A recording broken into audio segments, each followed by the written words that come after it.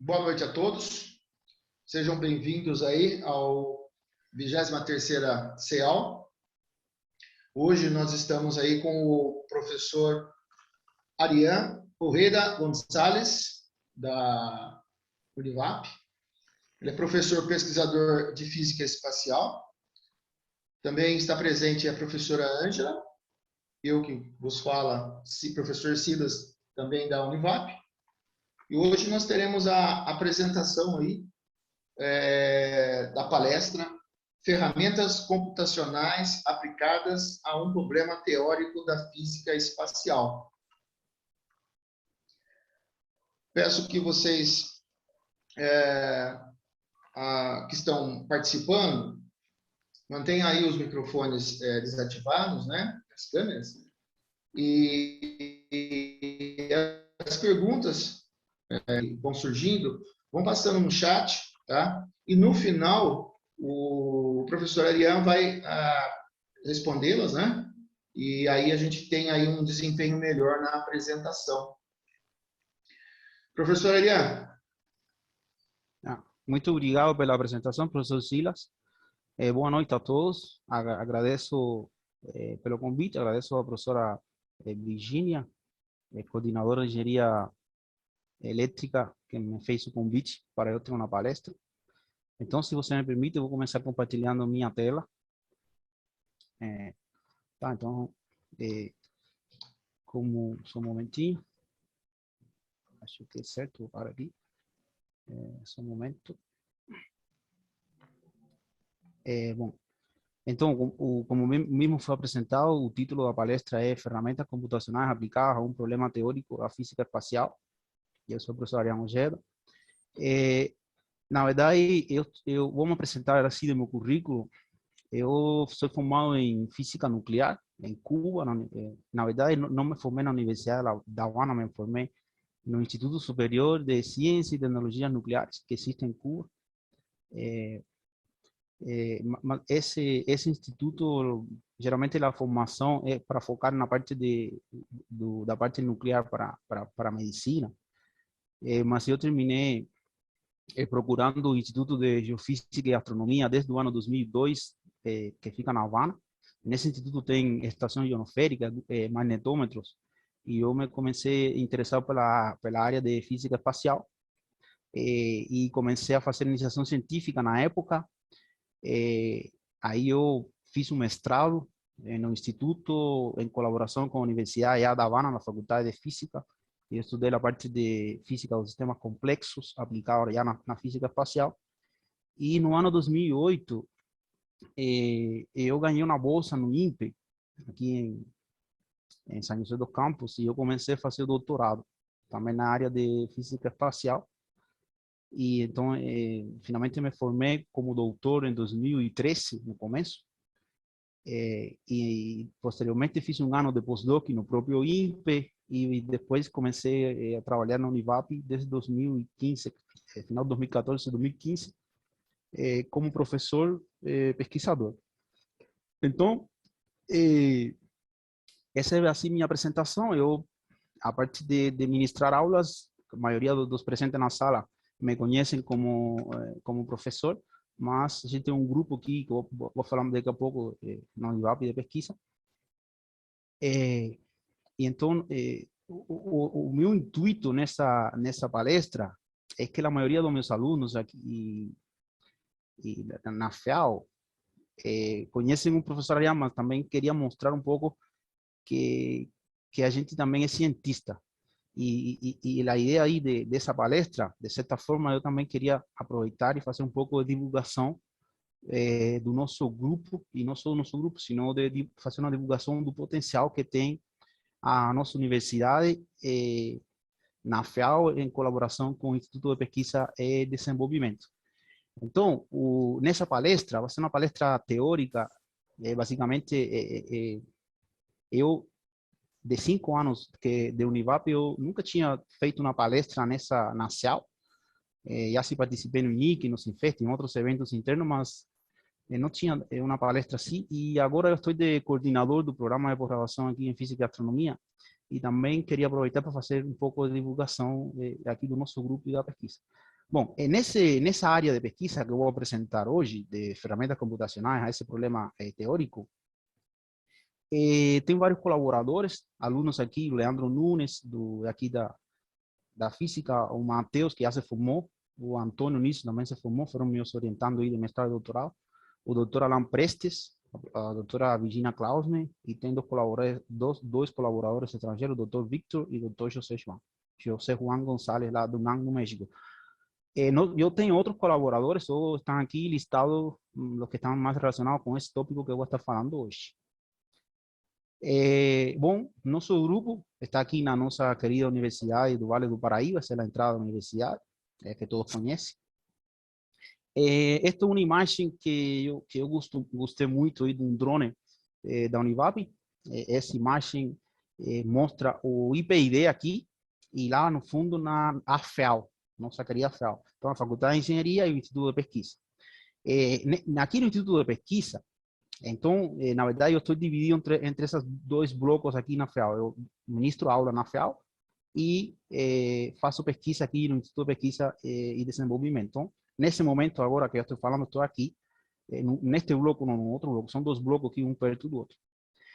O Instituto de Pesquisa e Desenvolvimento tem grande potencial dentro da universidade, e assim, eu acho que os alunos deveriam aproveitar a pesquisa que se faz aqui. Então, vocês, às vezes, na maioria de vocês tem em sala de aula, não só professor, você tem nesta universidade pesquisadores. Então, por exemplo, quando você tem aula com a professora Virginia que está na sala, tem um cientista dando aula para você, a professora Ângela que está aqui, as duas professoras são do nosso grupo de física espacial, a professora Alan Prestes, entre outros professores, eles também são cientistas.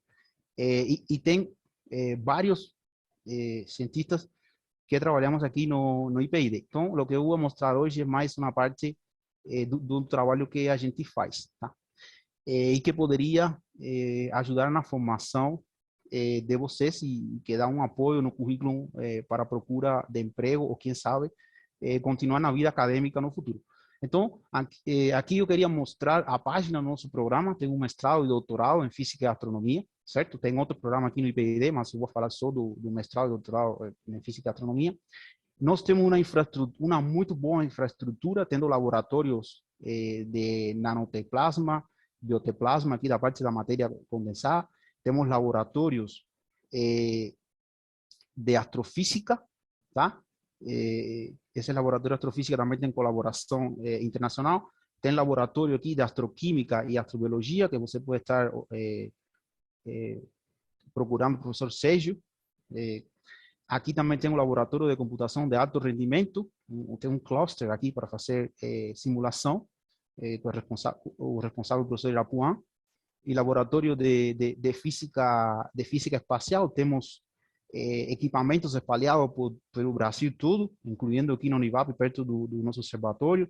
Temos ionosfera, magnetômetro em Palmas, Manaus, Jataí, Araguatins. E nós também temos o laboratório de registros naturais, que é responsável o Alan Prestes e a professora Virginia, onde se fazem estudos climáticos a partir do crescimento da anéis de árvores. E nós temos o Observatório Astronômico para fazer divulgação, que recebeu várias visitas, tá? Ao longo do ano. Como minha palestra, fundamentalmente, está dirigida à parte da computação, certo? Por causa do título. Então, eu não quis mencionar aqui o cluster, né? Às vezes você não sabe que tem um cluster aqui, quais são as propriedades. O professor Irapuã é o responsável desse cluster, onde você pode estar fazendo simulações bem que demoram dias, horas para fazer. Você também pode estar olhando aqui, tem uma página no YouTube do nosso programa, onde você pode estar encontrando seminários, alguns artigos, ou seja, de forma geral, divulgação, e você poderia estar se inscrevendo aí, que nós sempre estamos tentando colocar nosso trabalho de pesquisa nesse site, no canal do YouTube. Então, o nosso programa, ele está funcionando desde 2004 com o mestrado e a partir de 2008 com também doutorado e mestrado. O programa tem 15 professores, desses 15 professores, 10 são bolsistas de produtividade de CNPq. Nós publicamos quase 50 artigos todo ano. Temos alrededor de 30 discentes fazendo mestrado e doutorado. E também temos 4 patentes concedidas e 2 depositadas. E já formamos 59 mestres e 30 doutores desde que se criou aí o doutorado. Então, nós temos 7 experiências, somos um grupo bem sólido, e onde também eu gostaria assim, quero informar que se você está na FEAL, a partir do último ano, você conseguiria fazer mestrado aqui e algumas disciplinas, desculpa, para fazer créditos, e você poderia estar fazendo em 6 anos o mestrado, tá? Então, tem alguns discentes da FEAL que tentam fazer também o mestrado. Então, nós temos 2 processos seletivos todo ano. Um para começar em março e outro. Então, essa é a parte que eu queria fazer de divulgação, que acho muito importante. E agora, então, vamos entrar mais no que eu vou trazer para você. Então, o objetivo da minha palestra é apresentar uma equação que se chamava equação de Grave-Shafranov para calcular detalhadamente a solução numérica usando esta solução que está aqui. Então, eu vou falar de um problema, como aplicar a matemática e a computação para estudar um problema teórico, mas eu vou mostrar que esse problema também resolve situações onde a NASA tem interesse, tá? Então, nós estamos aqui bem próximo dos trabalhos que são feitos na NASA e no INPE, por exemplo. Então, esses são os tópicos aí que eu vou estar tratando durante a palestra, tá? E algumas referências bibliográficas que eu estou usando, tem esses artigos aqui, 2 artigos, fundamentalmente, lembrem essa autora aqui, Soner-Rock, 1999, e tem 2 artigos da minha autoria, um artigo que é de 2015 e outro artigo de 2017. Este último artigo que está aqui também é em colaboração com Matheus, que é aluno de mestrado, que já se formou. Essas são as referências fundamentais, também tem outras. Então, eu queria começar fazendo uma pequena introdução, certo? Essa imagem que tem aqui, eu vou ir agora, mas aqui no YouTube. Então, se você vê, o que você tem aqui é um satélite que está fora do campo magnético da Terra. A Terra tem um campo magnético interno que cria como se fosse um dipolo e isso chama-se magnetosfera, tá? Mas esse campo magnético não vai ao infinito. Chega um momento que ele tem um limite e esse campo magnético você chega a uma coisa que chama um meio interplanetário, que é fora desse campo magnético, tá? Aí fora desse campo magnético tem um satélite chamado SOHO, SOHO, que tem um coronógrafo, que é como se fosse um eclipse, isso que está aí como se fosse um eclipse, e aí você consegue ver essas emissões que tem aqui no Sol. É plasma solar, é uma grande quantidade de partículas que é emitida do Sol, olha aí o que aconteceu, e isso vamos chamar de coronal mass ejection ou ejeção de massa coronal, tá? Essa ejeção de massa coronal são muitas partículas que podem chegar até a Terra, certo? E vão causar certos problemas, dos quais tem interesse todas as empresas que ministram satélites, a NASA, as agências espaciais que enviam missões a outros planetas, e também ela influencia na parte das telecomunicações. Então, tem bastante dinheiro envolvido aí por trás de toda a tecnologia que pode ser afetada por essas emissões, tá? Outra imagem que eu vou trazer para você, esta que está aqui. Aqui, esto é uma simulação aonde, é uma imagem que eu gosto muito, aqui, deixa eu explicar o que tem aqui. Aqui você tem a Terra, certo? Vamos começar a rodar isto. Você vem aqui. Vamos começar mais para frente aqui. Que você tem aqui no meio? Você tem um Sol, certo? Na imagem você tem algumas, ou seja, são veículos espaciais que estão fora da magnetosfera da Terra, fazendo medições de todo esse ambiente espacial. Ou seja, você está medindo todas essas partículas e esse campo magnético que vem do Sol até um meio interplanetário, certo? A Terra aqui está nesse ponto aqui que você vem aqui em azul, que aqui está agora está sobre Vamos a ir más para frente, ¿ve? Esse ponto verde é a Terra, certo? E todos os outros pontos que estão aqui, você tem aqui, por exemplo, este é Mercúrio, y este Venus, este la Terra, eles vão estar orbitando. Esses planetas aí não são importantes. Os outros pontos que você está olhando nessa figura, que seria o Sol, e aqui você tem 360 graus, certo? As órbitas ao redor do Sol. São veículos que estão fazendo medições, dados. Então, você tem aqui na direita esses dados, ok?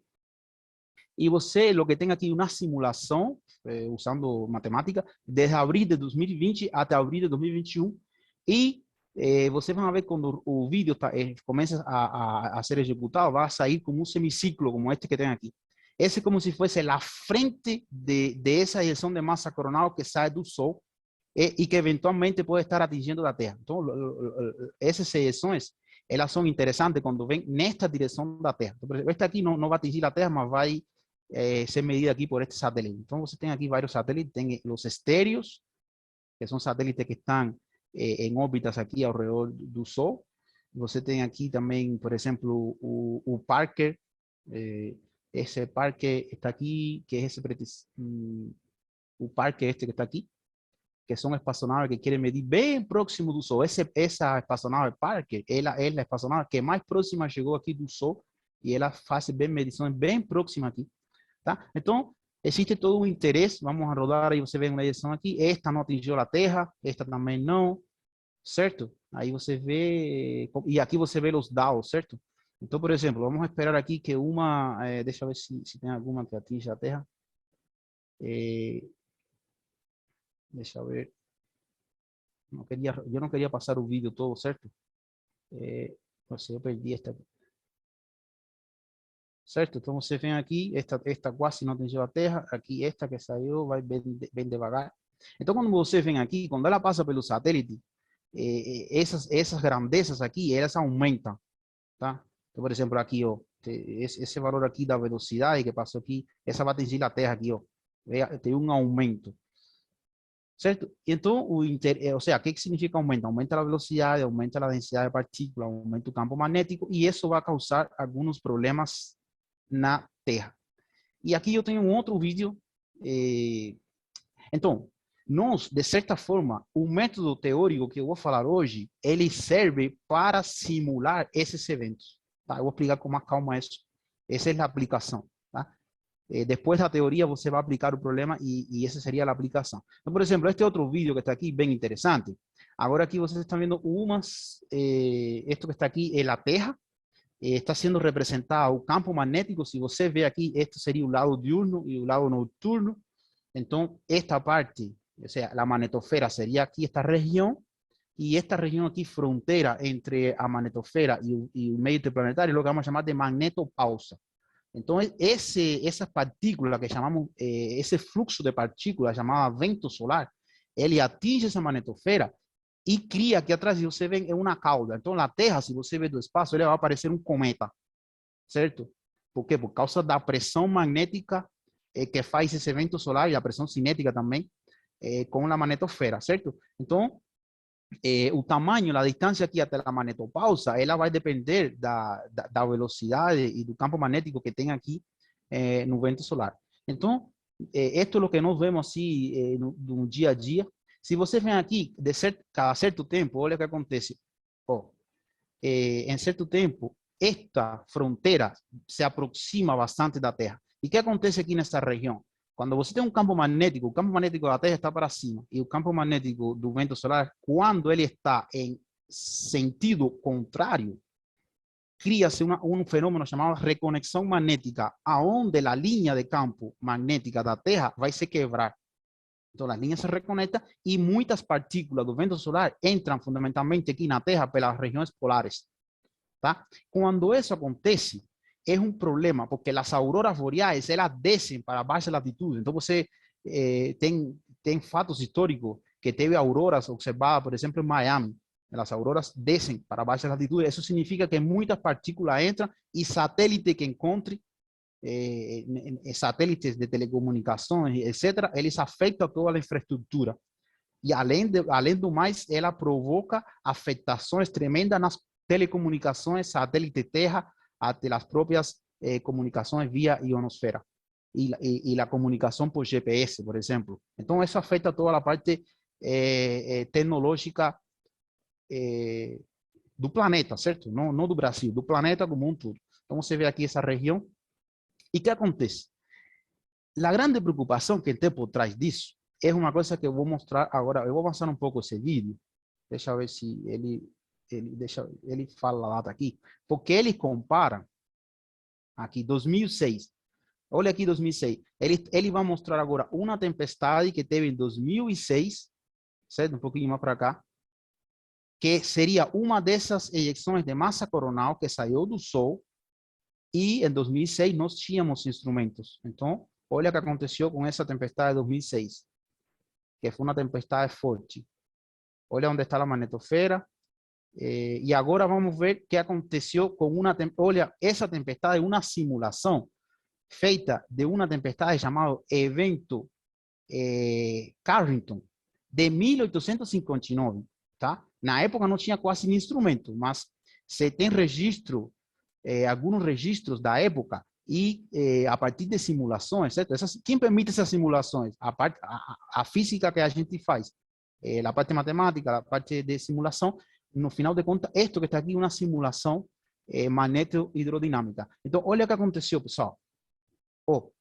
Quase que, segundo a simulação, essa tempestade, que foi uma das maiores que se tenha conhecimento, que foi uma forte ejeção de massa coronal, ela quase destruiu toda a magnetosfera. Se isso acontece atualmente, vai ter danos bilionários, certo? Então, isso é uma grande preocupação que tem atualmente. Existe preocupação que se acontecer uma outra tempestade assim, e ela vai dirigida para a Terra, porque pode acontecer e vai dirigida, não sei, para a parte posterior do Sol. Então, existe atualmente uma preocupação, e a pesquisa que a gente faz aqui é para a gente tentar fazer modelos, para tentar fazer uma previsão, tipo, como que de o clima, mas o clima espacial, o clima do Sol, entenderam? Porque como que a gente mais ou menos se protege? Se você sabe que vai chegar a tempestade, pelo menos você consegue mandar uma ordem para o satélite e desligar alguns equipamentos, certo? Bom, isso de forma, eu queria usar isso, porque a partir de agora, certo? Eu vou falar mais da parte teórica, ok? E o pessoal dizem, para que serve isso? Que é a pergunta que às vezes fazem na aula. Serve, no final das contas, para conseguir fazer essas simulações, para conseguir fazer pesquisa nessa área. Esta é a parte bonita de ver esse resultado final, mas tem uma parte de pesquisa que é mais teórica. Então, isso é o que eu vou fazer. Primeiramente, já entrando na parte teórica. O que nós temos? Primeiramente, a gente vai considerar que nós temos um elemento de fluido chamado plasma, e isto que está aqui é a segunda lei de Newton que você se estuda, certo? A segunda lei de Newton, você, por unidade de volume, en vez de você colocar la masa, coloca ρ, que es la densidad, y lembra que densidad es masa entre volumen, y en vez de colocar la aceleración, você coloca como sendo a primeira derivada da velocidade. Todo isso, Alan Preste e eu, quando ministrei Física 1, a gente fala. Acho que a professora Ângela também ministra Física 1. E aqui, na direita, você tem a força gravitacional por unidade de volume, você tem aqui uma força magnética, e aqui você tem um gradiente de pressão. Aqui, um gradiente de pressão, pessoal, isso aqui é uma derivada em função da posição, tá? Bom, essa aparece aqui, você tem um diagrama, não? Que você pode estar observando aqui nesse diagrama. Você tem aqui um equilíbrio de força, tá? Então, no eixo C, esta B e este J causa esta força magnética aqui. Então, você tem o gradiente para cima. Olha, a gente não está vendo só a tela. Nossa. A gente está vendo só o... Então, tenho que repetir isso, espera aí. Agora sim. Obrigado, Virginia. Agora está vendo? É que eu passei do PowerPoint para cá. Está vendo agora ou não? Agora estamos vendo. Tá, então onde eu falava aqui, repetindo, que você tem a segunda lei de Newton, certo? A força por unidade. Você tem aqui massa, que é densidade vezes aceleração, e aqui você tem outro termo, que é a força gravitacional, a força magnética e o gradiente de pressão. Tá? Então, isso está falando dessa força nesse eixo C. Isso é o primeiro que a gente começa aí no modelo.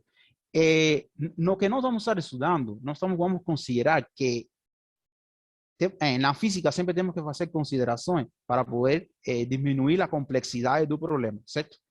Então, aqui, uma das considerações que se faz é que a força gravitacional que atua sobre essa estrutura no meio do planetário é pequena, sobre essa estrutura de plasma chamada ejeção de massa coronal. É pequena. Então, você pode estar negligenciando esta força e você pode, e vamos considerar que essa estrutura é estacionária. Vamos fazer uma foto dela em um instante, certo? E isso faz que não tem dependência temporal, então não tem aceleração. Então, você vai fazer que isto aqui é zero e simplesmente vai ficar com esses dois termos. Como este termo é negativo, passa para a esquerda, tá? Então, você tem aqui esse termo. Este J, aqui você tem um campo magnético. Este J é a densidade de corrente, que não é mais que a corrente I que a gente estuda em elétrica. I, lembra que a corrente é carga em função do tempo, só dividido entre a área, certo? Então, isso é chamado, em vez de colocar I aqui, colocamos J, que é corrente por unidade de área. Isso que está aqui. E aqui você tem esse gradiente dessa pressão. Essa equação que está aqui, lo que se faz com ela é trabalhar, é uma equação vectorial. Você tem vetores na direita e na esquerda. Então, o que se faz com ela é outra, para diminuir a complexidade dela, considera que não existe variação no eixo C. Ou seja, o que significa isso? Que se você, como você tem um vetor, tem 3 componentes, e você vai considerar que em um dos eixos, nesse caso, por exemplo, no eixo Z, não tem qualquer derivada em função de C, de qualquer grandeza, é zero. Então, você fala que não tem dependência de C. E você deixa esse problema aqui. Esse problema em matemática chama-se 2,5D. Tá? Esse problema que é quase bidimensional, e isso diminui tremendamente a complexidade do problema. Então, fazendo isso, nós também vamos escrever aqui esta mesma equação, só que agora eu vou escrever o J num vetor, ele tem componente em X e em Y, essa componente do vetor em X e em Y, vamos escrever ela como sendo J perpendicular, certo? Seria a componente do vetor no plano cartesiano X, Y. E JC é a componente do vetor no eixo Z.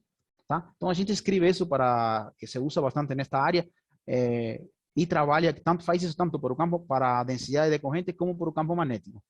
Fazendo isso, tá? Depois de escrever isso, eu volto na equação anterior. Não, ainda não volto na equação anterior. Eu chego e agora escrevo a lei de Ampere. A lei de Ampere, o que está falando é que qualquer corrente, se você tem uma corrente em um fio, essa corrente cria um campo magnético ao redor do fio. Certo? Isso se escreve matematicamente assim, rotacional dB é μ0J. Certo? Essa é a lei de Ampere. A gente também fala um pouco disso, pelo menos quando eu dou eletricidade aplicada, menciona essa lei de Ampere. E aqui, e de novo eu coloco o J nessa forma. Tá? E outra definição que se faz é que a gente considera o campo magnético, tá? Se alguém está curioso, certo? Quando se estuda eletromagnetismo, se trabalha com um vetor chamado vetor potencial magnético A. Lo único que está falando que esse vetor potencial magnético A o B, esse B é igual ao rotacional de A. Esto que está aqui.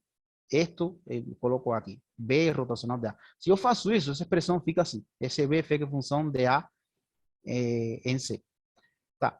Trabalhando mais um pouco com este gradiente de P, então você vai substituir essas aqui. Tem um trabalho, eu faço isso em um artigo meu no ano 2016, no apêndice está isto com detalhe, tem bastante trabalho algébrico aqui, mas fazendo esse trabalho, a gente chega nessa equação 10. Tá? Essa é a equação nossa do estudo, essa é a equação importante.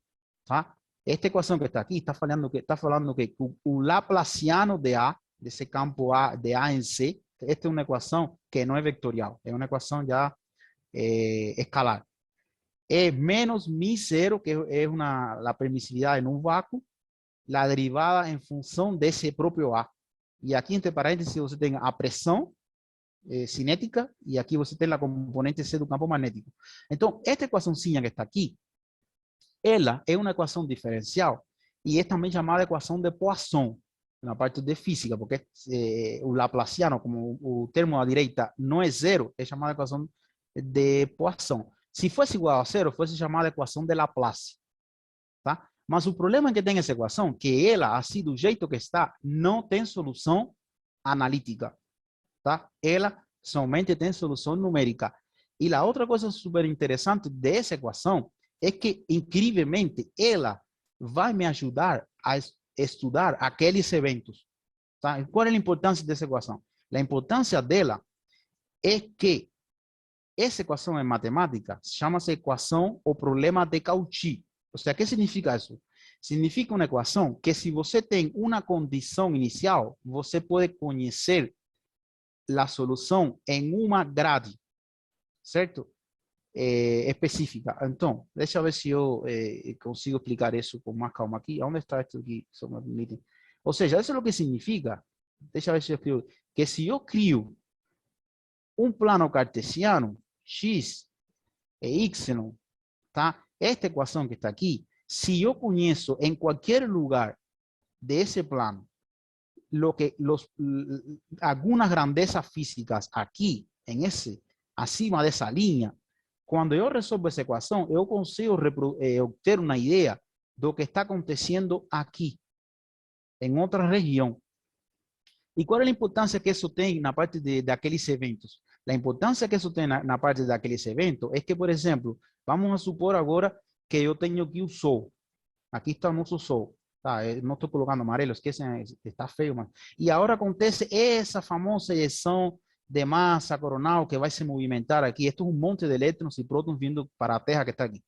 Certo? Aqui tem nossa Terra com o campo magnético dela. Tá? Então, isso é o que acontece, é que, por exemplo, se eu tenho um satélite aqui, o satélite, quando essa estrutura passa pelo satélite, o satélite só mede uma linha. Você tem dados só num ponto, certo? Você é o que cria uma série temporal nessa região só. E que vai vir a fazer essa equação? Essa equação vai me ajudar a você conhecer em toda essa estrutura 3D. Tem alguém... essa estrutura 3D aqui, você consegue reproduzir toda a estrutura dessa CMI, as grandezas físicas, em uma região aqui que você não tem medição. Então, essa é a importância aí, e isso vai te ajudar na hora de você fazer uma outra simulação mais complexa, uma simulação magneto-hidrodinâmica, certo? Então, essa é a importância que tem. Então, por isso que é importante saber, e você só consegue fazer isso se você descobrir como se soluciona essa equação do ponto de vista numérico, porque ela não tem solução analítica. Você não consegue ter uma expressão aqui em função de seno, cosseno, de funções que você conheça, DSA. Não tem como. A única forma é passar a um problema computacional e uma solução numérica. Tá? Então, qual é a utilidade para a física espacial? Aqui eu coloquei alguns artigos aqui, ou seja, na verdade, essa equação, já falei a utilidade, mas vamos ver já aplicado em alguns artigos, ela permite fazer reconstruções de tubos de fluxos na magnetosfera e no meio interplanetário. Ou seja, ela, além de permitir reproduzir esse tubo de fluxo, estou me referindo, por exemplo, a essa ejeção de massa coronal que vem pelo meio interplanetário. Além de reproduzir isso no meio interplanetário, eu consigo reproduzir dentro da magnetosfera algumas estruturas que se formam, que vamos chamar de tubo de fluxos. Tubo de fluxo, o que significa? Você imagina um campo magnético em forma de um cilindro retorcido. Isso vamos chamar de tubo de fluxo. Então, este artigo aqui, ele utiliza dados de essa espaçonave chamada Temis. Temis são um grupo de 5 satélites que eles fazem órbitas polares no interior da magnetosfera, certo? Então, eles utilizam essas medidas de algum desses satélites, certo? E a partir dessa medição, por exemplo, aqui, se vocês lerem, está falando Temis-D, que eles utilizaram, Temis-A, B, e aí utilizaram a Temis-D, que é o quarto satélite. E a partir desse dado, eles reproduzem aqui, se você vê, a estrutura. Então, em teoria, aqui o satélite me enviou esta linha, e a partir da solução numérica, ele conseguiu reproduzir isso, tá? Então, quando você pega o dado de satélite e faz a simulação numérica e obtém essa estrutura, assim, esse plano, esse corte transversal desse tubo, vamos chamar isso de método de reconstrução de Graf-Shafranov, tá? É o que está aí. Lo que eu vou mostrar agora não é todo o método de reconstrução, eu só vou mostrar como é a solução numérica, tá? Então você tem a solução numérica, certo? Da equação, mas somente com a solução numérica você não consegue fazer isso. Você precisa aplicar outras técnicas para conseguir fazer a reconstrução. Tá? Fazer toda essa reconstrução é um problema um pouco mais complexo. O que eu vou fazer hoje é fazer somente a solução numérica. Tá? Vou explicar, depois desse slide, eu vou começar a explicar como se faz essa simulação numérica, essa solução numérica. Então, você tem aqui este exemplo de estrutura dentro da magnetosfera. Aqui você também tem outra estrutura que você vê aqui também na magnetopausa, tá? Essa estrutura aqui da magnetopausa estuda uns eventos que se fala FTE, significa Flux Transfer Events, eventos de transferência de fluxos, também no interior da magnetosfera. Agora aqui eles usam os satélites cluster. Os cluster, eles são espaçonaves da agência, não são da NASA, são da Agência Espacial Europeia. Eles são 4 satélites, tá? Esses 4 satélites, eles passam naquela fronteira entre o campo magnético da Terra e o meio interplanetário, e você vem aqui que ele consegue reproduzir muito bonito essa reconstrução.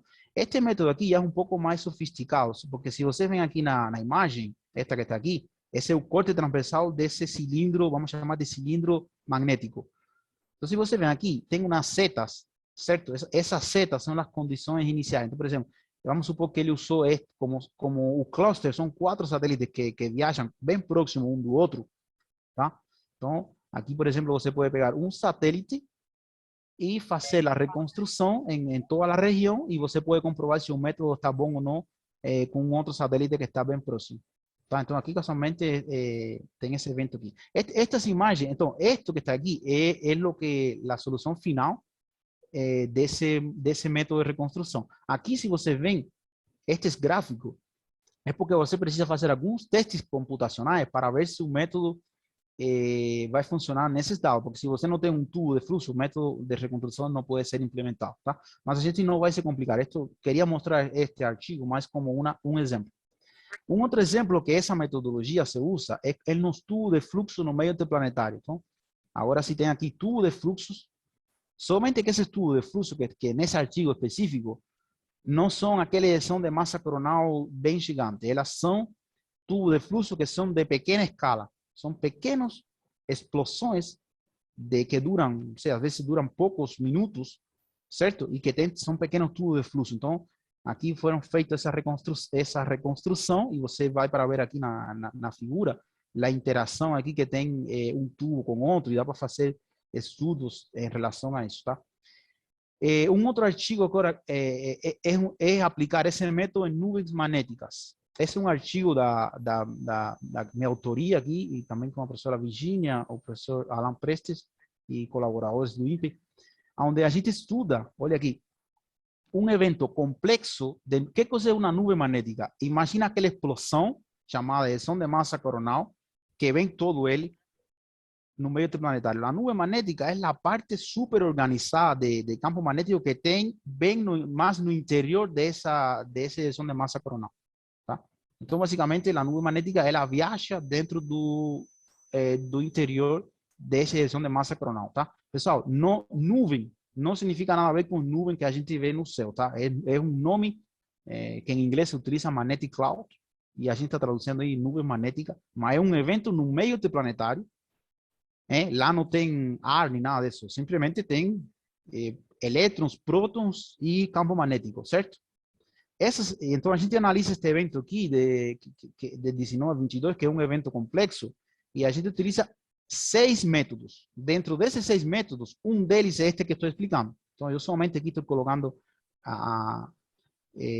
o resultado final. Então, você vê aqui que tem a conclusão que a gente chegou, que tinha 2 eventos, certo? E a gente consegue ver como que está aqui a interação entre esses 2 eventos. O que aconteceu? Teve uma explosão e teve outra bem próxima. Tá? Então, tem vários artigos que estavam em dúvida se teve uma ou duas, porque não se conseguiu visualizar muito bem isso na atmosfera solar. E então, além desse método, a gente aplica mais 5 e conseguiu falar que tem 2 métodos. Mas aqui a gente estamos aplicando toda a parte de teoria, de computação, da parte de matemática para esse problema. E por último, também tem esse método de aplicar lâmina de corrente na cauda magnética, a parte noturna da Terra. Na cauda magnética, aqui eles utilizam isso para estudar uma coisa que vamos chamar de efeito Hall. O que significa um efeito Hall? MHD significa magneto hidrodinâmico. O efeito Hall é que quando você tem, imagine, eu tenho um fluxo de partículas no eixo X. Eu tenho um fluxo, um campo magnético no eixo Z. Isso me provoca uma força magnética no eixo Y. E essa força magnética no eixo Y, como a mobilidade dos elétrons e dos prótons é diferente, ele vai me criar um campo elétrico no eixo Y, que vamos chamar de campo elétrico de Hall, que se chama efeito Hall. Esse efeito Hall, ele influencia na parte quando você está estudando plasma, tá? Porque ele está relacionado com a frequência de colisão, de choque de um elétron com outro. Isso causa um tremendo problema quando você fazer simulação, porque quando você considera esses choques, a simulação magneto-hidrodinâmica demora muito, tá? Então é muito interessante estudar esse efeito Hall. Por exemplo, você lembra que, por exemplo, eletricidade aplicada, a gente estuda a lei de Ohm. A gente estuda a lei de Ohm em circuito, mas existe a lei de Ohm macroscópica. O que diz a lei de Ohm macroscópica? Que a densidade de corrente é igual a la condutividade vezes o campo elétrico. Essa é a lei de Ohm super reduzida. Quando você está estudando um plasma desse, da magnetosfera, essa equação da lei de Ohm tem um monte de termos mais. E um deles é o termo de Hall, certo? E esse termo de Hall, ele demora muito a simulação. Então, nesse artigo, eles estão usando a reconstrução de Graf-Shafranov para estudar melhor esse efeito Hall lá na magnetocauda. Por quê? Qual é a potencialidade que tem isso, que tem esse método nosso em relação a uma simulação magneto-hidrodinâmica? É que o método que estamos estudando, ele não tem tanto esforço computacional, tá? Então, esse artigo faz isso. Bom, aí eu coloquei alguns exemplos aí, só para que vocês vejam que a grande aplicação que tem esta equaçãozinha que está aqui. E tem outro que não mencionei. Ela também se utiliza para fazer simulações de plasma no laboratório, no famoso Tokamak, só que eu não vou entrar nesse detalhe, mas ela também, o pessoal que faz plasma de laboratório em Tokamak, que coisa é? Você cria como um toroide, certo? E aí você quer acelerar partículas e faz esse estudo aí. Enfim, não quero entrar nisso porque não. Mas eu aplico essa equação para o meio interplanetário. Então, pessoal, continuando aqui, então mas agora vem a parte aqui bem legal. Para vocês fazer uma solução numérica, para você falar, opa, a solução numérica funciona, você precisa comparar ela com alguma coisa, com uma solução analítica. E como que você faz isso? Você faz simplificações. Então, o que se faz aqui nessa equação é que vamos tentar simplificar ela, uma simplificação muito forte aqui, para tentar obter uma solução analítica a partir dessa simplificação. E com isso vai me permitir você ter uma forma de você comparar e dizer, beleza, minha solução numérica está ok. Então, o que se faz? Então, primeiramente, para fazer essa simplificação, eu vou considerar este termo que está aqui, vou chamar de PT, vamos chamar de pressão transversal.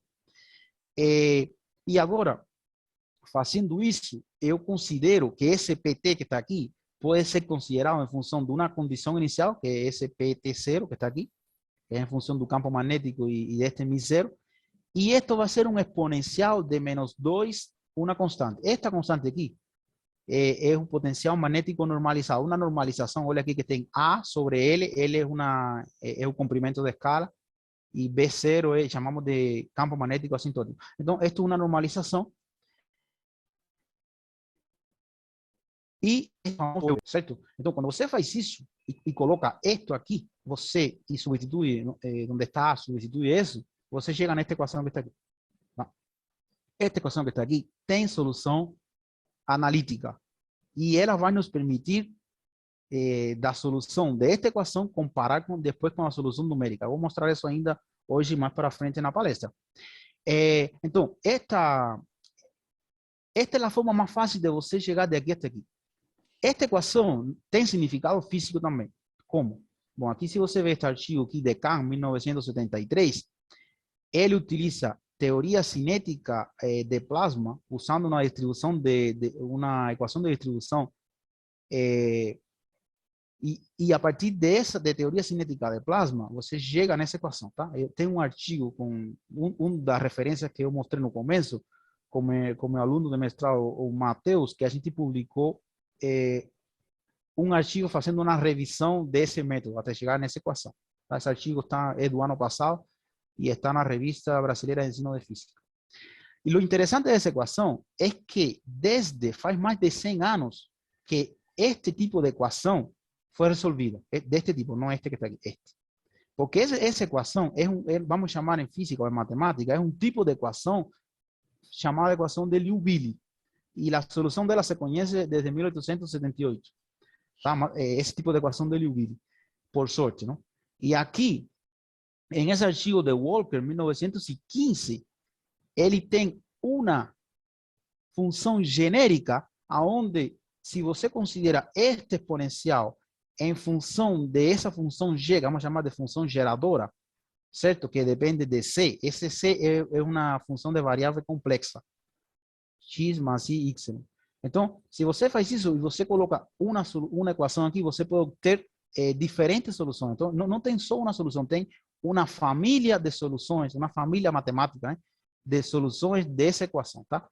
Entre essas famílias de equações, o que você vai encontrar na área, la más básica, esta ecuación de Harris, que es una solución unidimensional, que es bastante usado, que es una lámina de corriente unidimensional. ¿Qué significa una lámina de corriente? Significa una corriente, un monte de partículas se movimentando en un plano, ¿cierto? Entre dos regiones de campo magnético en sentidos opuestos. Eso llamamos de una lámina. Y aquí, una de esas soluciones es la solución de Faddeev, 1965, tá? Essa solução de Faddeev você tem que considerar aquele G sendo um exponencial de I C. Então, se você faz isso, chega nesta equação que está aqui. FP raiz de... Não, desculpa. Esta é a solução de Harvey. Se você considerar G em Z sendo FP é um parâmetro, tá? É uma constante lá. E este é um exponencial de ISC. Se você faz isso, substitui na equação anterior, na equação esta que mostrei aqui, certo? Na equação de Walker, aqui, e faz um trabalho algébrico, certo? Você tem aí, pode estar procurando a tese de Antônio Nilsson, que fez doutorado comigo, que ele abre essas contas. Se você faz isso, chega nesta equação. Olha aqui que não depende mais de I. Então, passou do plano complexo ao plano real. Então, esta equação, lembrem que eu posso pôr isto A igual a LB0. Então, eu tenho aqui o famoso A. Então, eu tenho uma solução analítica. E esta equação é a que eu vou estar usando para comparar com a solução numérica que eu vou resolver no próximo slide, tá? É um problema complexo, sim. E eu quis trazer esse problema complexo porque para que você veja como que tudo o que se dá lá no curso, no básico, ao final de contas, funciona ou a gente usa em algum momento. Então, a partir dessa solução, desta equação, eu consigo obter as três componentes do campo magnético, o campo magnético total, a densidade de corrente no eixo C, a pressão transversal e a pressão total, certo? Da onde que vai surgir isto que está aqui? Isso surge desta equação que eu apresentei lá em cima. Eu apresentei, quando eu comecei aqui a demonstrar, esta equação 5, certo? Eu coloquei B em função desta derivada parcial aqui de A. Então, se eu tenho U, aquela solução, eu tenho A. E se eu derivo ela em função de Y, já eu consigo obter BX. Isto aqui BX, BY e BC.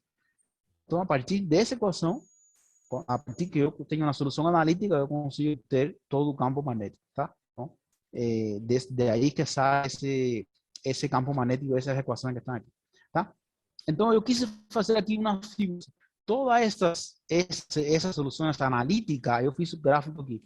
Então, primeiramente, este gráfico que está aqui é graficando Bx e By no plano X, o vector B no plano X, Y, e além disso, você também, estamos graficando aqui o valor de JC. Então, você vê aqui que tem, esto em física, você tem campos magnéticos antiparalelos.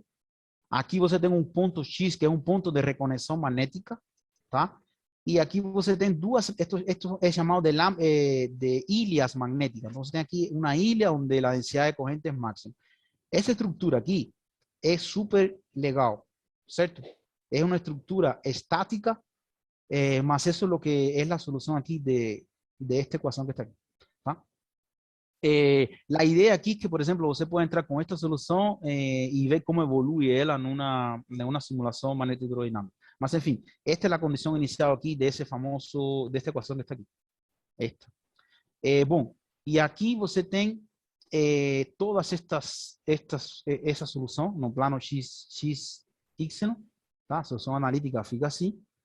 E você, por exemplo, tem aqui o campo magnético, este é o campo magnético em X, Y e C. Aqui você tem o G seria JC, e assim tem todos os gráficos, tá? Lo interessante agora é que eu tenho aquela grade 2D e se eu faço a solução numérica, eu consigo comparar uma grade com ela mesma e eu sei o erro que estou tendo na minha solução numérica. Vamos fazer isso depois, tá? Essa é a importância disso. A outra importância de ter este grupo de soluções é que, além do mais, nós temos, se eu faço y0, tá? Este y0, eu tenho a famosa condição inicial, tá? Então, eu teria as condições iniciais que eu preciso para resolver a solução numérica da equação de Grasha-Frommel que eu apresentei lá em cima. Então, pessoal, com esto eu resolvo esse problema.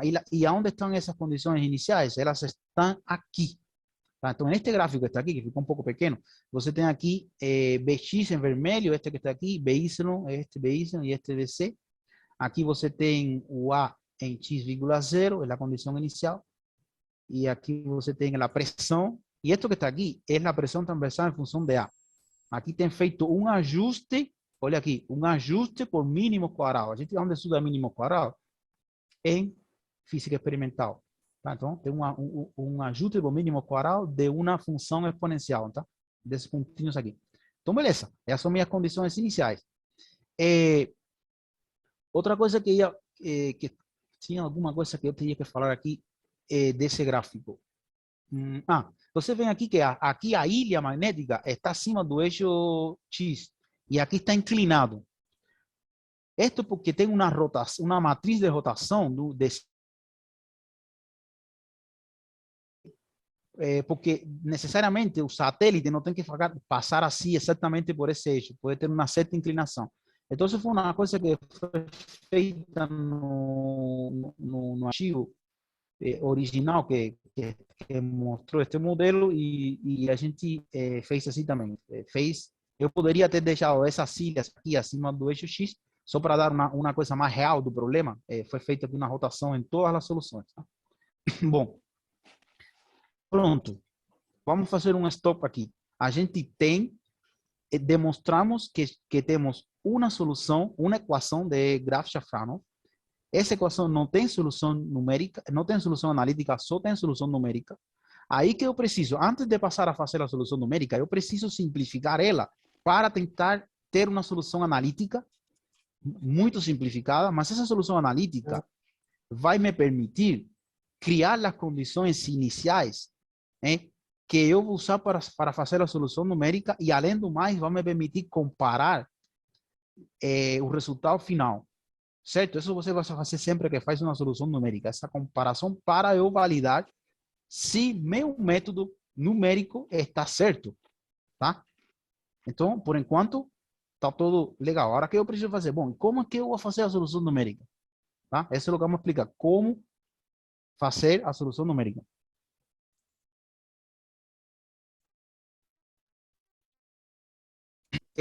Então, mais ou menos, está faltando da minha fala uns 10, 15 minutos.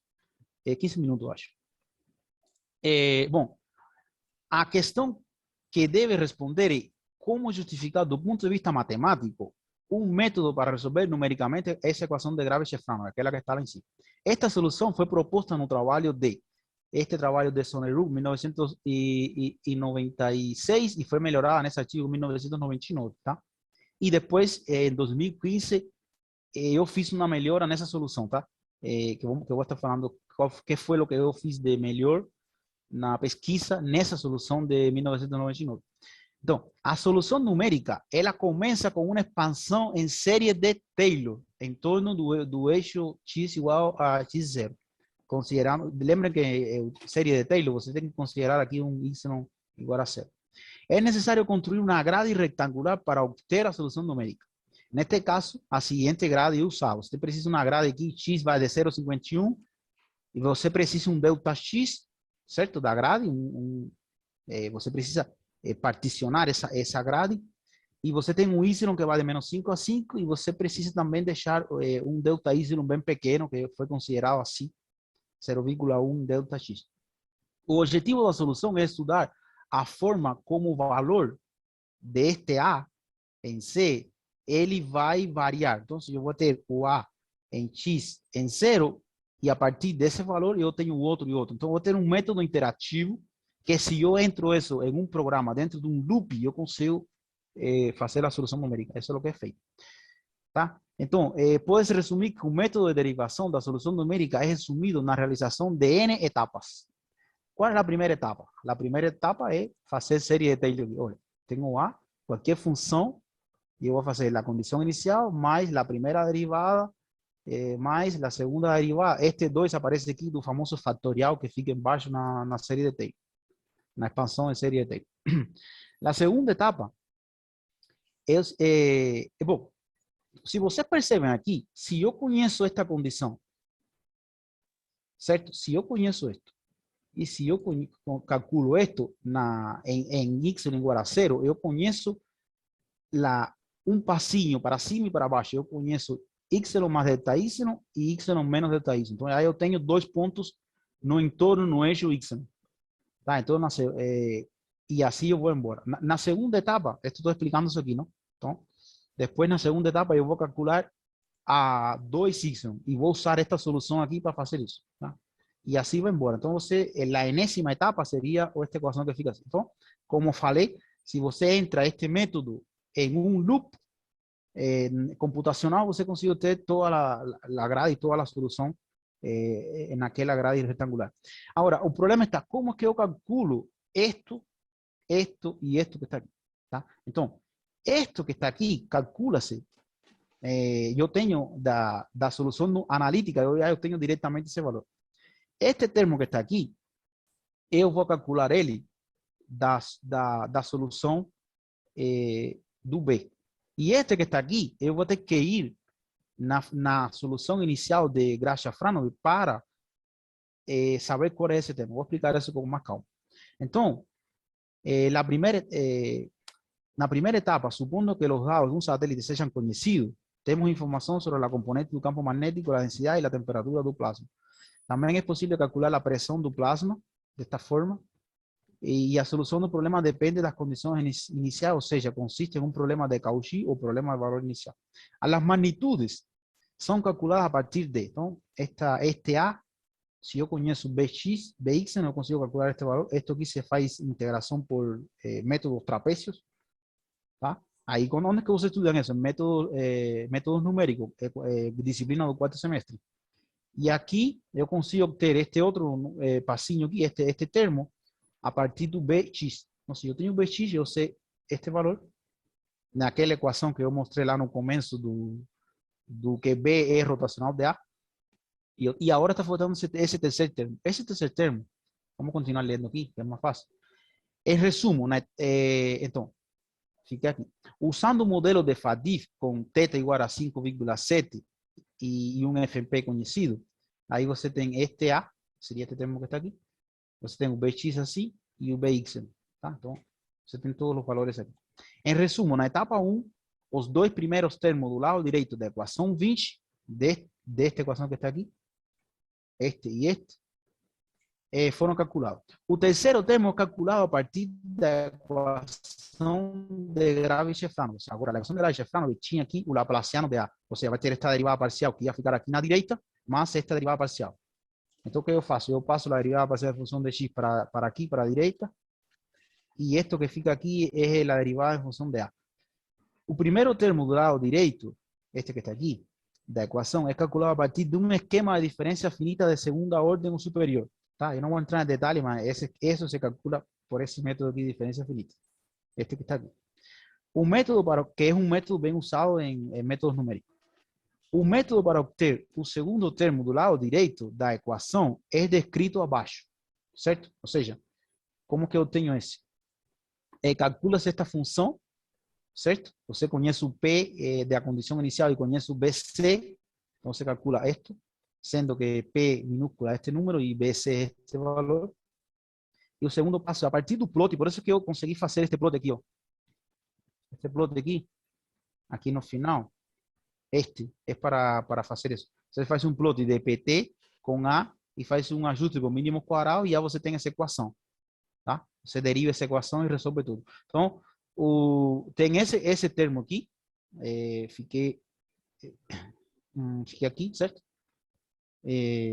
Então, você faz este ajuste. Olha aqui, o ajuste me deu que esse termo aqui, por mínimo quadrado, 0,398, e já eu tenho essa equação. Então, essa equação, o passo 3, com a função esta, pode-se obter a derivada, não? Como é uma função analítica, eu consigo derivar ela em função de A, e a função de PT se mantém constante para qualquer delta y. Então, você resolveu esse outro problema lá, esse termo aqui, certo? Então, você tem este por método de diferença finita, você tem este termo, pronto. Resolveu este termo e vai colocar ele aqui e pronto. Já fez série de Taylor, tem todos os valores do mesmo direito e já você consegue ter esse número. Só que não parou aí. Tem um problema aqui matemático. Ou seja, nesse instante o valor este passa a ser, já é conhecido. Aqui é importante mencionar que o terceiro termo da direita, aqui ficou esto junto aqui, da direita da equação 20 pode causar crescimentos exponenciais, porque o problema é mal condicionado. Isso é um termo matemático. Podendo haver divergência na solução numérica. Isso significa que é necessário utilizar um filtro, certo? Então, por isso que a gente usa este filtro que está aqui, que faz uma normalização e te evita crescimentos exponenciais na solução. Então, você vai ter que pegar essa solução e aplicar nesse filtro que está aqui.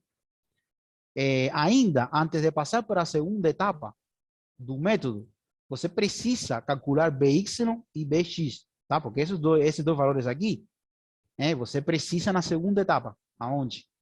Você precisa ele aqui, certo? Nesses dois valores aqui. Tá? Precisa fazer ele na segunda etapa. Então, este primeiro, By, se usa a diferença finita de novo, certo? E este segundo valor de Bx é obtido através de expansão em série de Taylor de primeira ordem. Então, faço uma expansão de primeira ordem, olha que eu cheguei aqui, esta é a primeira derivada só.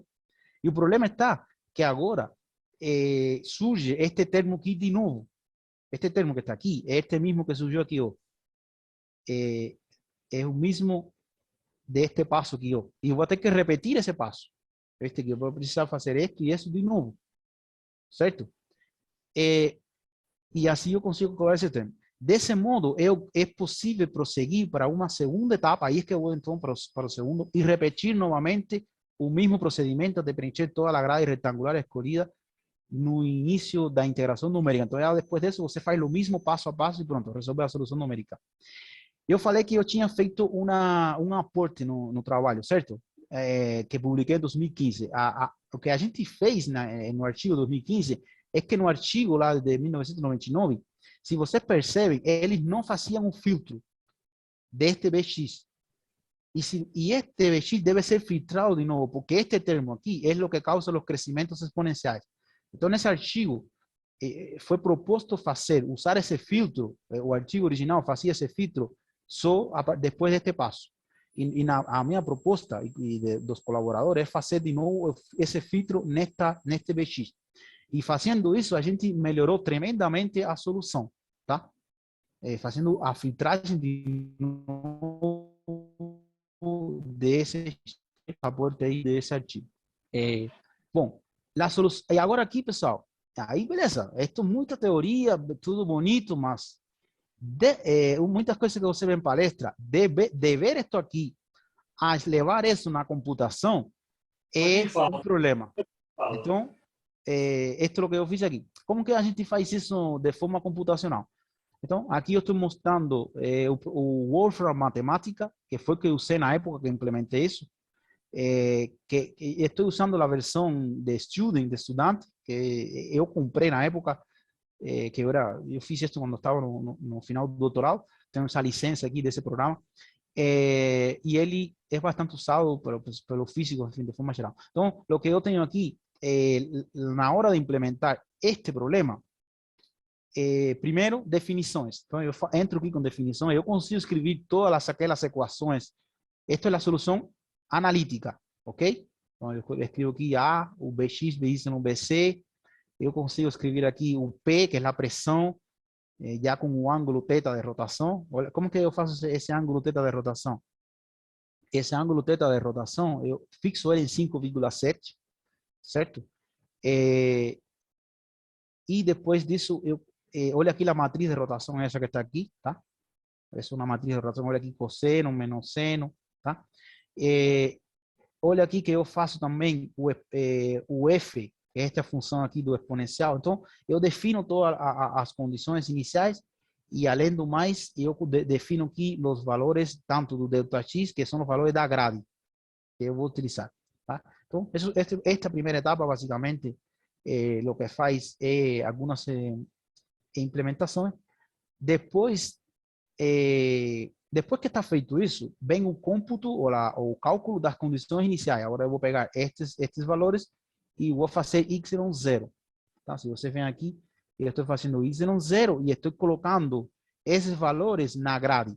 Eu preciso definir em cada ponto da grade, e lembra que estou falando de um problema que não é contínuo, é discreto, certo? Em cada ponto da grade. E aqui o que eu estou fazendo é simplesmente os plots. Eu estou exportando todas essas figuras. Aquelas figuras que eu mostrei lá no começo da apresentação, basicamente estou fazendo esses plots. Então aqui eu faço o Bx, By, y, Bc. Depois aqui eu faço o A. Depois aqui eu faço o plot da pressão cinética, da pressão transversal.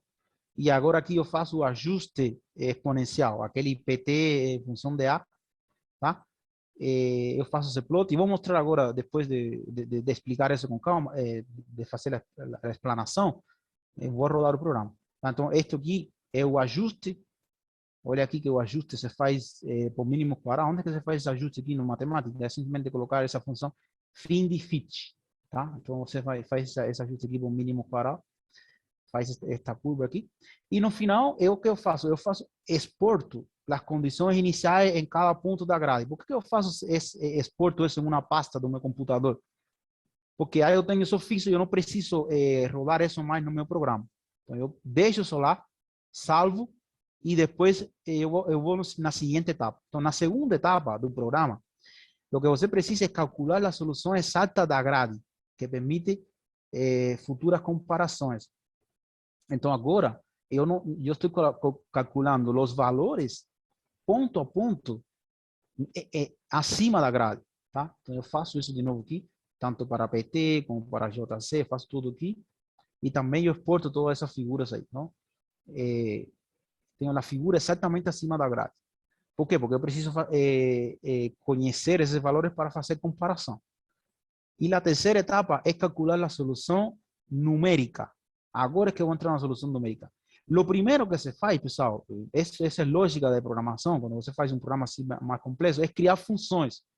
Tá? Então, todas aquelas funções lá de diferença finita, que eu vou estar usando, do filtro, então, olha aqui, diferença finita, é definido nessa função. Aqui também é outro esquema de diferença finita, 1D, e aqui você tem um filtro, o filtro, outra função que é definido. Aquele famoso interpolação, aquele ajuste lá, está aqui definido como uma função.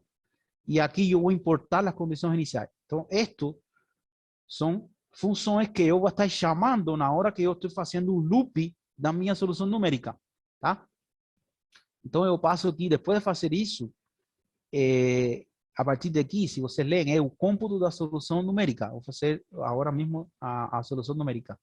Para fazer a solução numérica, eu primeiro preciso como que declarar algumas variáveis, certo? Ou seja, variáveis onde eu vou estar alimentando elas com os números. Por exemplo, eu crio uma matriz onde toda a matriz é zero, em todas as posições. Então, eu tenho que definir minha grade. E eu depois eu vou estar inserindo a solução nessa grade. Então, mas eu antes disso tenho que declarar essa grade. Então, é o que eu faço nessa parte. E lógico, eu não tenho tempo de analisar isso com calma. Isso levaria um mini curso com calma, certo?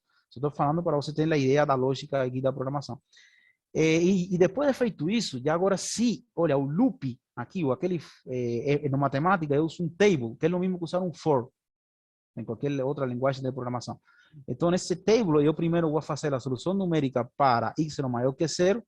Olha aqui que eu estou chamando todas as minhas funções que foram criadas lá em cima, a função diferença finita, a função filter, a diferença finita de segunda ordem, e aqui você tem a série de Taylor, né?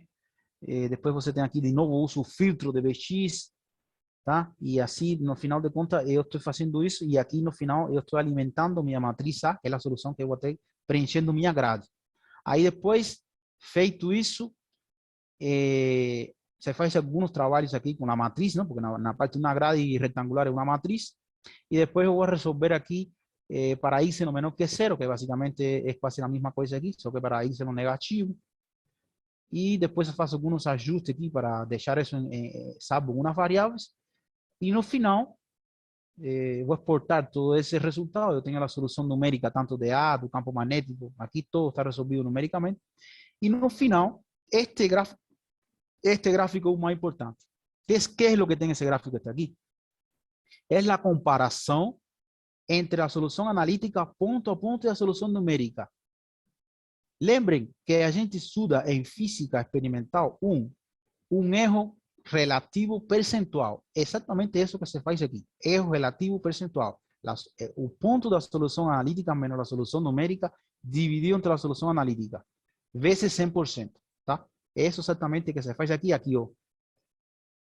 A única coisa que quando a gente fala isso em física experimental 1, coloco um módulo aqui, tá? E a gente sempre dá positivo. Aqui eu deixei sem módulo, porque eu queria ver quando minha solução numérica era diferente para cima ou para baixo. E por isso que aparece o número negativo aí. Mas se você vê, pessoal, este gráfico que está aqui, olha que legal ficou. O maior erro que tem é 1,7%. Este número que está aqui. Ou seja, a solução ficou muito boa. 1,7% de 100% é um número muito bom. Certo? Então, e se vocês me permitem, é uma coisa que eu esqueci de fazer. Já vou finalizar, só falta a conclusão. É o seguinte, deixa eu abrir. Eu estou abrindo aqui um artigo, aquele famoso artigo 2015. Já vou finalizar dentro de um minuto. 2015. Aqui. Então, deixa-me compartilhar para vocês. Esse artigo de 2015, certo? Este famoso artigo de 2015, tem várias citações também desse artigo, certo? Se vocês vão aqui embaixo,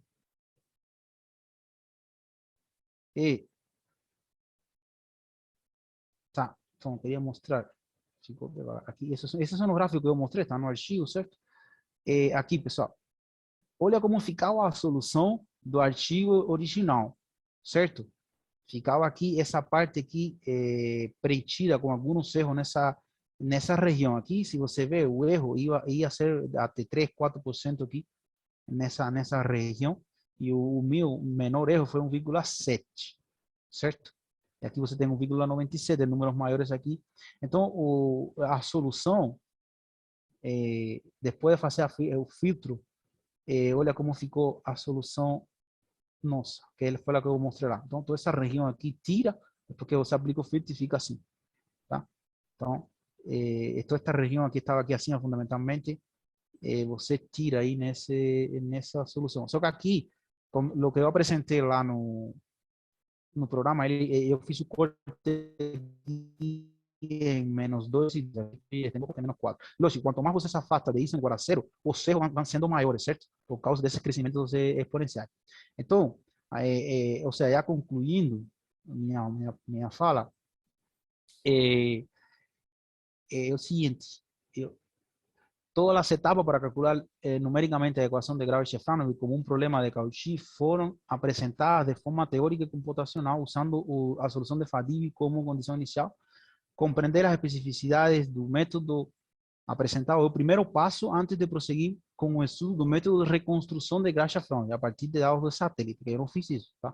Eu só mostrei a solução numérica, aí depois você teria que fazer a reconstrução, que é mais complicada, para conseguir obter aqueles tubos lá que eu mostrei no meu segundo ou terceiro slide, tá? O método de Grave-Shefranov é mais complexo de implementar computacionalmente, então é muito obrigado. Tá, isso é o que eu tinha para falar.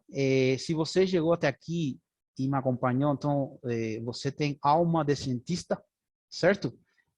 A minha fala foi mesmo teórica, foi bem densa, tá?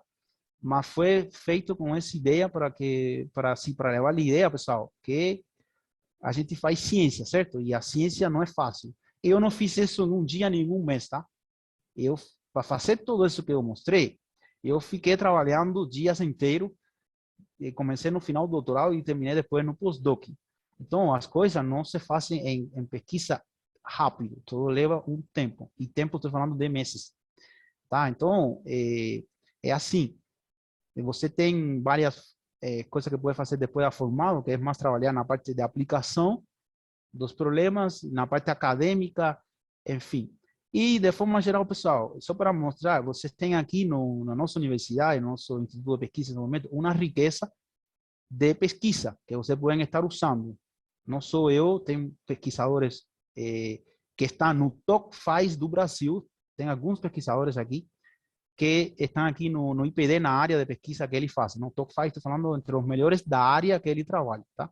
E você tem, não só em física e astronomia, você tem também aqui na parte da engenharia biomédica, que tem um programa de pós-graduação, e esse era mais o meu intuito, certo?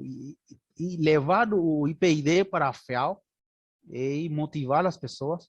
E, de final, falar que estamos abertos aqui no nosso programa para receber. Nós gostamos muito dos alunos que vêm da FEAL para o IPID, tá? Eu tenho um exemplo da Daniela, que está na Finlândia hoje, fazendo uma bolsa sanduíche. Nós temos também o Humberto, que se formou 2 anos, está trabalhando, fazendo mestrado com a Virgínia. Tem Eduardo, Pamela, qual é o nome, Virgínia? Eu não sei se da aluna que se formou agora com o Leandro, que ganhou um pós-doc na França. Natane.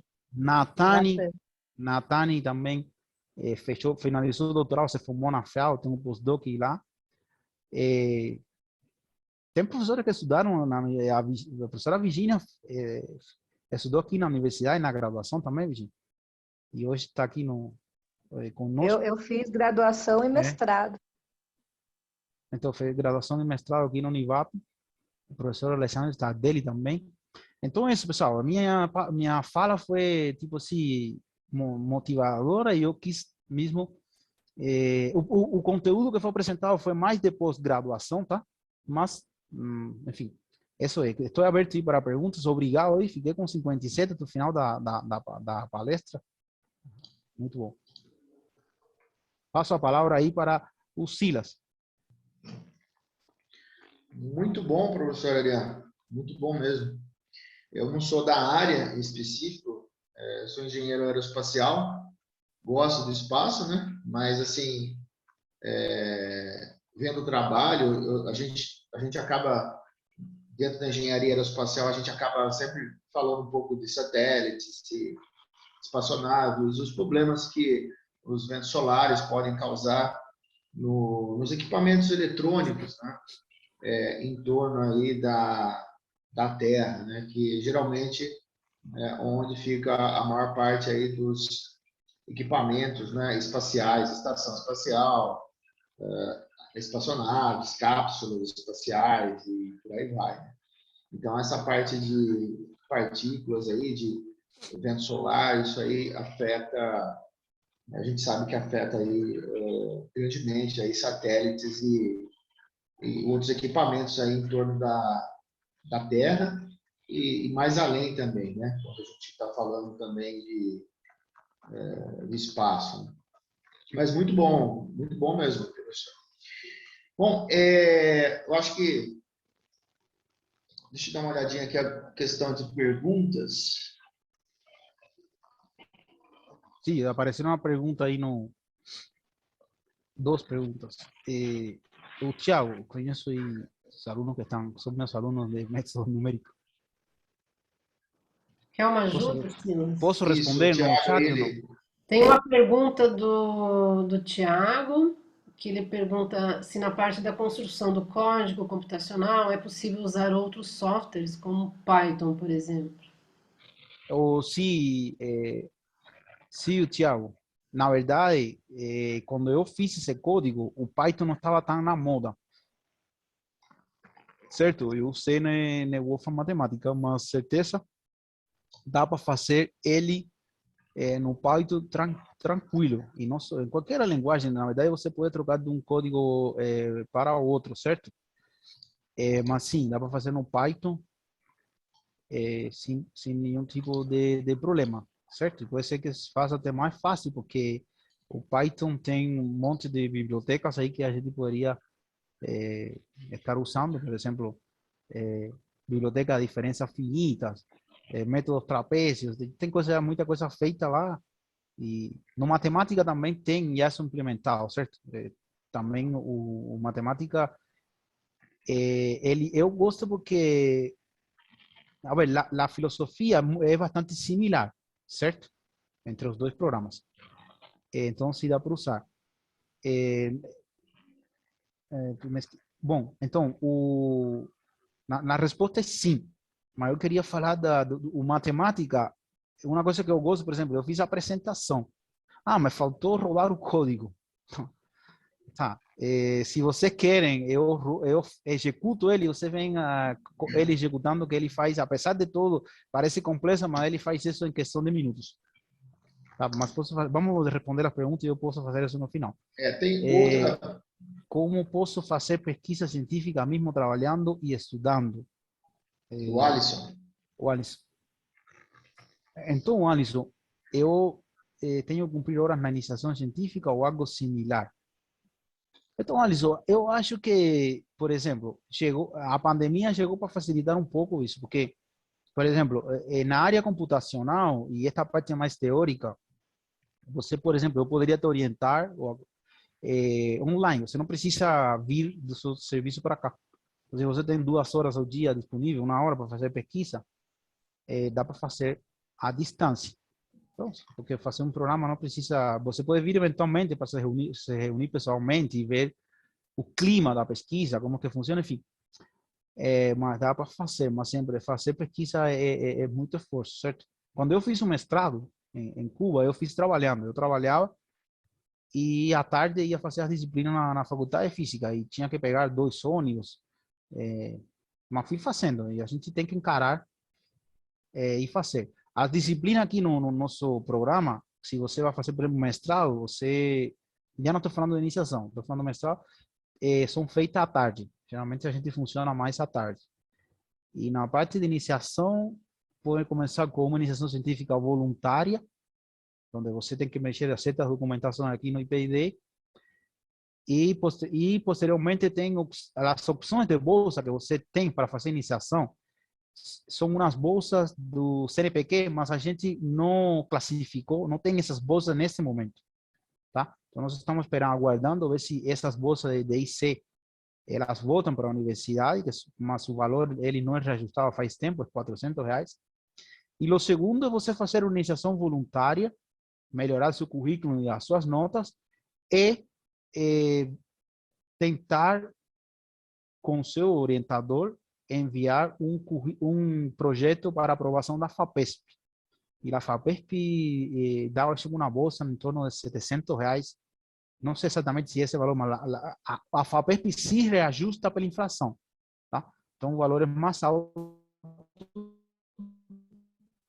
é uma bolsa que pode durar até 2 anos, tá? Se você faz uma iniciação científica muito boa, pode fazer até doutoral direto, certo?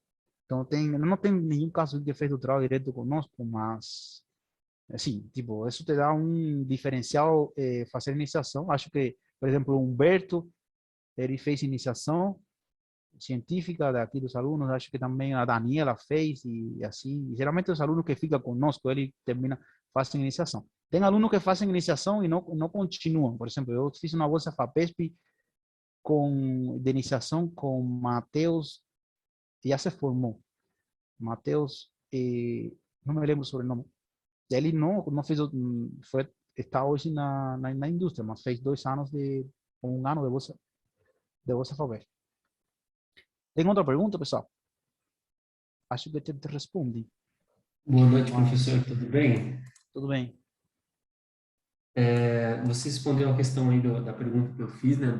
Eu perguntei justamente por causa do tempo, né?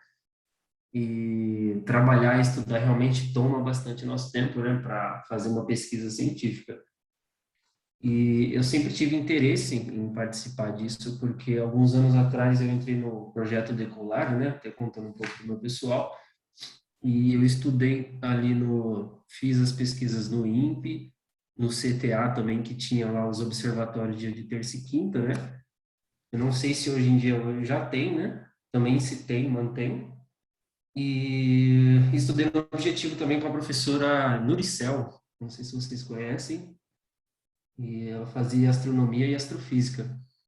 Então, eu acho que eu tive um gostinho dessa questão da iniciação científica, mas é uma coisa muito mais séria, né? Depois que você entra na faculdade e quer fazer pós também, né? Certamente. Depende do horário que tenha disponível. Mas ficamos aí disponível qualquer coisa. Se você quer falar depois, pode falar comigo. Nós estamos de portas abertas sempre no IPID. Você pode entrar na portaria, eu quero falar com o professor e você pode, eles nos ligam e a gente conversa, tá? Geralmente nós ficamos aqui à tarde, tá? Mas pode enviar um e-mail, professor, bota dia aí, você pode vir ou marcar e conversar sobre isso, tá bom, antes? E é só para você e para qualquer outro estudante que tenha interesse agora ou possivelmente no futuro, ninguém sabe. Tem alguma outra pergunta, algum outro comentário, pessoal? Não tem outro comentário? Fiquem à vontade. Professor, enquanto o pessoal vai pensando aí, fiquei curioso com relação à arquitetura do computador de física espacial da Univap, que é utilizado aí para as simulações. Como é que é a arquitetura desse computador? Olha, assim, em termos de que pode falar, né?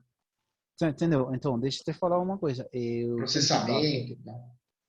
Computador. Esses são os dados que eu tenho aqui agora desse computador. Eu tenho aqui até postei, tá? Se eu tenho mais, sim, eu tenho aqui uma apresentação que o professor Abuá me passou. Deixa eu ver. Está aqui na parte de seminários. Espera aí. Não, é porque eu pergunto, uma curiosidade mesmo, porque muitas simulações na área aeroespacial, envolvendo aerodinâmica, né, acaba tendo tempos de simulação grandes, tipo semanas, né, às vezes até meses. Então, E eu vi aí a apresentação, né, de uma simulação de não. magneto-hidrodinâmica de 1859, né? Era mais assim, Não. quer saber com Não, relação a processamento mesmo, tempo, né? Para ter uma então, ideia. esta simulação que está aqui, el tipo de simulação, demora, tá? Pode demorar dias em ser feita, tá certo? Não é tão rápido assim. Esse tipo de simulação, tem um pesquisador no INPE, que é o meu colega, Paulo Jaure, que ele trabalha com esse código, que se chama Baxaraxu. É um código acho que da NASA, tá? que já ele tem um código e ele consegue rodar esse código no próprio servidor lá do INPE, no cluster do INPE. Tá? Essa é uma simulação em MHD que você pode estar fazendo qualquer ambiente espacial e conseguir obter esse tipo de figura que está aí, tá? Então aqui, próximo, eu não trabalho com esse código, tá? Exatamente, mas essa simulação aqui da NASA, mas aqui no INPE, no grupo de física espacial, trabalha com esse código Baxaraxo, tá certo? Então, essa é a informação que eu posso dar. O nosso cluster aqui da Univap, ele conseguiria rolar esse código nele também. Se você instala o código, ele consegue. Vai demorar alguns dias. Vai Mais depender uma curiosidade, né? Por exemplo, eu falei do efeito Hall. Se você considera efeito Hall na simulação, que aqui acho que aqui consideraram, demora mais. Tá, então, acho que eu falei que ia fechar. Então, se tem alguma pergunta, pode estar fazendo. Não estou vendo aqui o chat. Falei que ia rodar o programa, só que para rodar o programa é rapidinho, tá? O da Univap, então, ele é um cluster, né? É um cluster. Paralelo? Sim. Mas ficam todos os processadores em uma mesma... assim, ó. Olha a figura aqui, acabei de... Tá? Olha aqui a foto, tá conseguindo ver?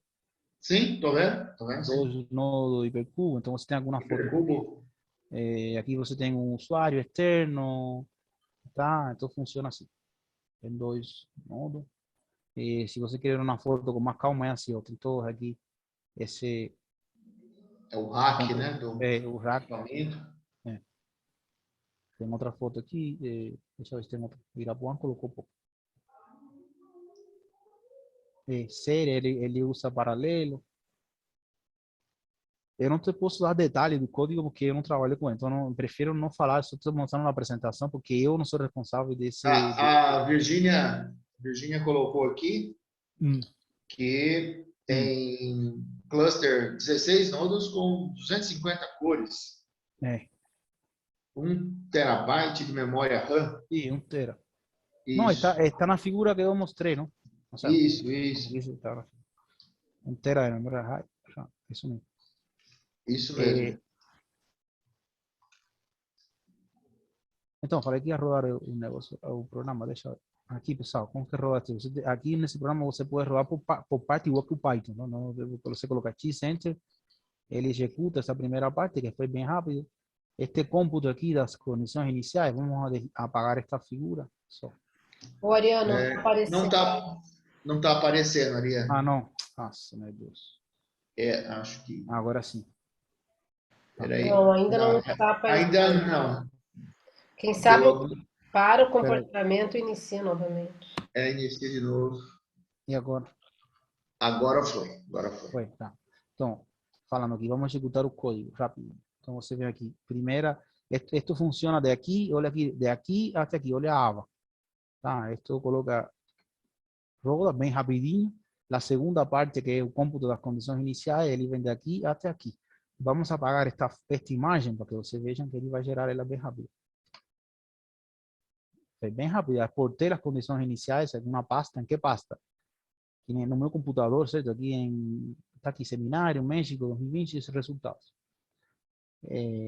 E agora eu chego aqui na segunda etapa, que é simplesmente cômputo das magnitudes. Aqui está em espanhol, porque eu tinha falado isso, mas enfim. Que eu tinha, esta palestra que está aqui, eu ministrei ela em espanhol também. E aqui você tem, aqui somente exportar os gráficos, vai demorar um pouquinho.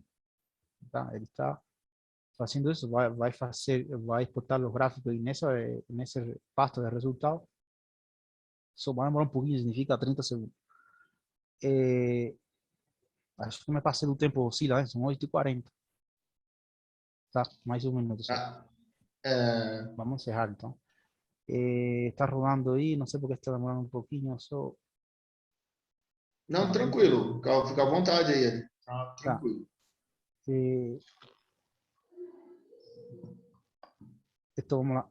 Ahora ya fez, ¿no? Ahora la segunda etapa, que es las funciones, bien rápido, ¿no? Ya fez, ¿eh? Olha que rápido. nem dá para ver. É, É bem bem rápido. rápido. E aqui importou as condições iniciais, agora aqui a parte de já final, não? Eu vou apagar esse gráfico aqui para que você veja que ele funciona. Então, ele faz mais gráfico, não? Só estou mostrando aqui na tela só esse. Mas ele está fazendo um Só monte de gráfico que está sendo exportado. pegando um, por exemplo, né? Como É, exemplo.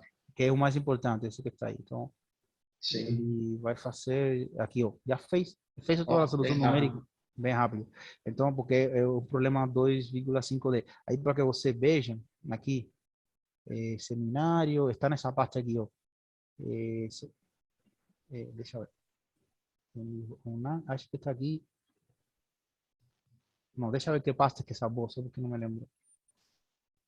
Aquela pasta de ano, México 2020, resultado. Saiu a Ano, imagem. ano 2016. Agora voltou.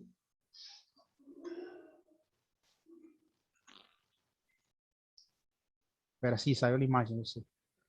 Ah, agora voltou. Agora voltou. Agora saiu de novo. Mas eu não sei. Tá aqui. Resultado. Espera aí.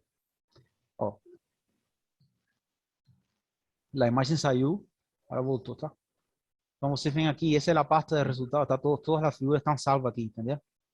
E olha aqui, estas são as condições iniciais, beleza?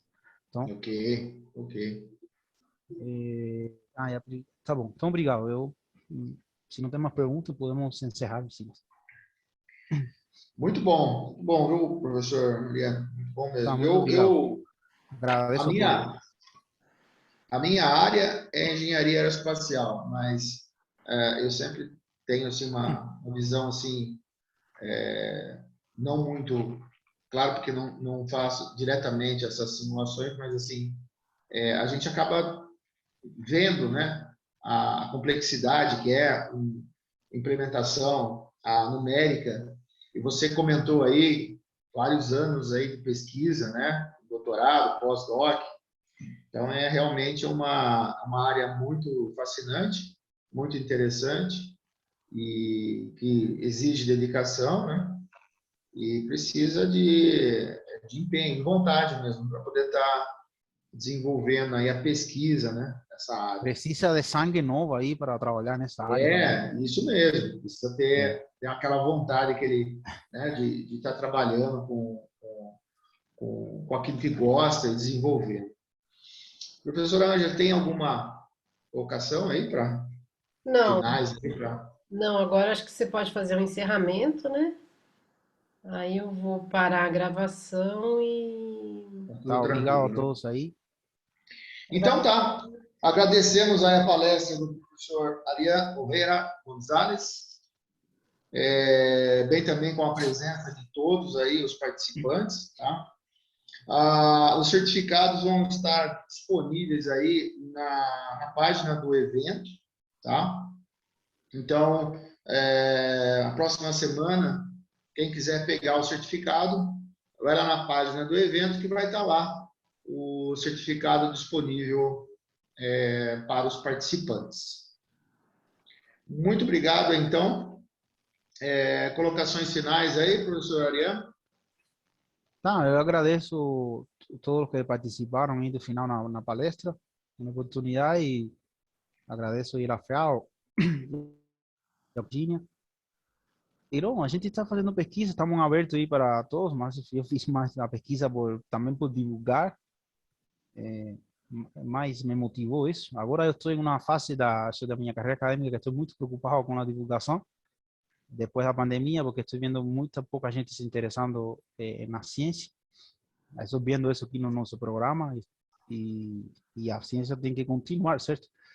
Então eu pessoalmente estou preocupado, estou fazendo investimento não em dinheiro, sino em meu tempo, em tentar fazer um pouco de divulgação e acho que a gente acha às vezes que faz uma pesquisa, por exemplo, essa pesquisa que eu fiz, acho difícil, sabe? Eu sei como eu vou apresentar isso. Não, pessoal, apresenta, não sei, de 50 pessoas, sempre se tem um ou dois que se interessa por a área, tá bom. Tipo, Aí tem outra pessoa que vai ter um aprendizado, outra pessoa vai falar, então eu não me interesso por essa área nunca, vou fazer tal coisa. Isso é importante também, entendeu? Motivar, A mas eu acho que também é divulgação, importante desmotivar, forma parte da vida. Na a pesquisa nem todo divulgação dá é certo. importantíssima. Tem A pesquisa que você divulgação é faz e não dá importantíssima. certo. Mas um resultado não dê certo também, às vezes é importante. Você fala para Sem outros, dúvida. não dê certo, e outra pessoa chega e fala, não vai por esse caminho que aí eu fui. Então, não dá certo. E isso é um resultado também. Com E o pessoal tem que certeza. levar isso para a vida. Então, agradeço a todos, pessoal, meus alunos aqui. Tem alunos aqui que são meus alunos que têm potencial para fazer pesquisa, sim. Eu vejo isso nas aulas, tá? Então, obrigado a todos. Esse é o motivo. Muito bom. Muito bom. Obrigado. Obrigado, professora aí, Ângela. Obrigada, Silas. Obrigado, professora Ariane. Obrigado a todos aí. Tá? Ok. Até logo. Então, tá, eu vou ficar um pouco até que... É a Ângela que fecha a sala, certo? Sim, eu vou interromper agora a É, gravação. tá.